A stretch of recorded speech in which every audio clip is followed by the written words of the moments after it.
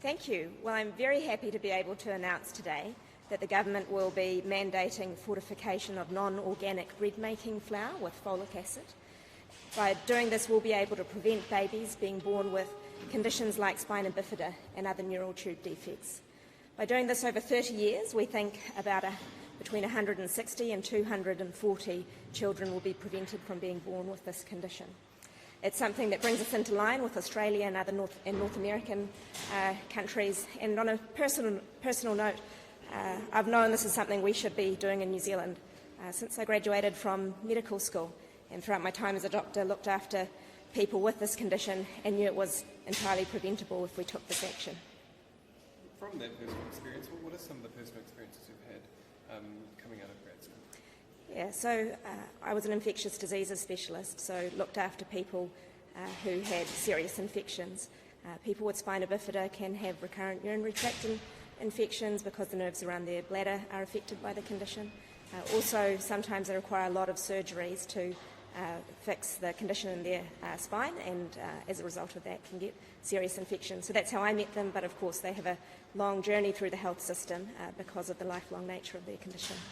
Was there frustration at the time that there wasn't folic acid in bread, and there wasn't sort of the stopgaps in place from a government level? I think if you talk to the many groups who have advocated for this as a child health intervention for a long time, there's been a lot of frustration in the sector that it hasn't come through. How big of a change is this in terms of how much flour at the moment is already? Yeah, in 2017, about 34% of New Zealand bread was fortified with folate. And so, does this mean effectively that women will no longer need to take supplements? In countries where there's fortification, supplementation for women who know they're pregnant is still recommended, and will probably be in line with that. But the issue is about half of pregnancies in New Zealand are unplanned, and as a result of that, many women aren't able to take supplements in advance of pregnancy. What do you say to people who say makes medication compulsory? Yeah, so this is an entirely safe intervention. It's been brought in Australia for over a decade, in the United States and Canada as well, and people will still be able to opt out by eating organic flour. Yeah, so I got a nice message from Annette King, who advocated for it during her time in government, and I know Minister O'Connor worked very hard during the last term on it. And what were the challenges there in terms of it not being? I think Minister O'Connor said he wasn't able to get consensus on it, and he's been open about his frustrations with that. So New Zealand first. Minister O'Connor started the consultation in 2019, and I've worked with had officials working with the flour millers, who have been incredibly pragmatic and supportive of this intervention. So will they be funded long term for that ingredient, not just the 1.6 million and have a change? Flour millers will absorb the cost of the folate fortification going forward, but we're supporting them in making some of the changes to their plant that they need to be able to make to ensure the folate is brought into the flour production. How have they reacted to having to absorb that cost? Look, they're very happy to support this small cost that will make a big difference to public health. Any idea what it will actually cost them over those 30 years that you've set out? Overall, the cost for ongoing bread is very low, so they're happy to absorb it. Do you know why the now? cost of this ingredient for one business? Do you know the kind of rough cost that you've been provided in planning for this that will add to their... I am able to give you modelling figures on that. I don't have it at the top of my head, I'm sorry. How can we land on the 2-year transition? We just wanted to make sure we gave ourselves time to get some of the changes in plant that's required for these factories, and wanted to make sure that some of the difficulties we're having with global supply chains could be overcome, the COVID difficulties in shipping. So we've landed on 2 years because of that. Practically, how do you actually go about doing it? Is it a regulation? You don't need to change the law. Yeah, so New Zealand's food regulation system is shared with Australia, and the decision to fortify was actually made in 2009 in the joint Australia and New Zealand food system. But New Zealand opted out of that because of the political situation here at the time. So all I have to do is sign a notice that is under the Food Act. Would you hope that political consensus could be achieved if things have changed?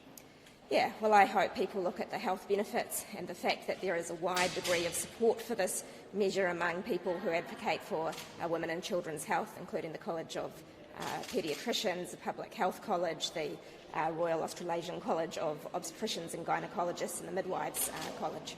Was Mr O'Connor not able to get consensus from other members of Parliament? Yeah. Do you mean outside both? I think he's been open about the frustrations he'd had in the past, and you'll have to ask him about it. Okay, and when it comes to the food and grocery council's previous position, which is still on your website, where they say it is a common sense victory to not do this, what's your response to a position like that? Yeah, well, I disagree, and it's a shame that we've had several, over 100 children born with these serious disabilities because of the scare campaign that was run when the policy was first floated. It must make you quite frustrated that people have been born with these defects and it could have been done earlier. It's very sad. Is it sad then that it hasn't been done earlier, that the government hasn't acted on this earlier? I'm really happy to be able to do this now. It'll make a big difference in the long term. Do you understand that the food and grocery council has changed their position and had more positive conversations with the government during consultation? I read their submission in 2019. It was more balanced, but it still had many reservations expressed. To be honest, the main motivation for me for doing this is to make sure that we achieve the benefits to pregnant women and children. What's the main argument for not doing this that they had raised? Was it a financial matter largely? I mean, they had a view on the science that is marginal. And so can you understand at all any opposition to this from your perspective? Sure, so I can understand people wanting to make a different choice about what they eat, and we've preserved that through the ability to, through the fact that we won't be fortifying organic flour. What do you say to families that lost children despite the fact that have been campaigning for flour to have that investment for 40 years? Yeah, I mean, I thank them for raising this issue in public on top of the extra burden of care that they carry, and I thank them for their advocacy. How does it feel to finally get this appointment and make this announcement? Yeah, I'm really pleased. It struck me as one of the priorities that I wanted to achieve when I came into government. That's why I put it in my maiden speech. What are the real victors here today who are Well, mothers and healthy babies and families. It is a real watershed moment. It's the end of a very long journey. Great, thanks very much.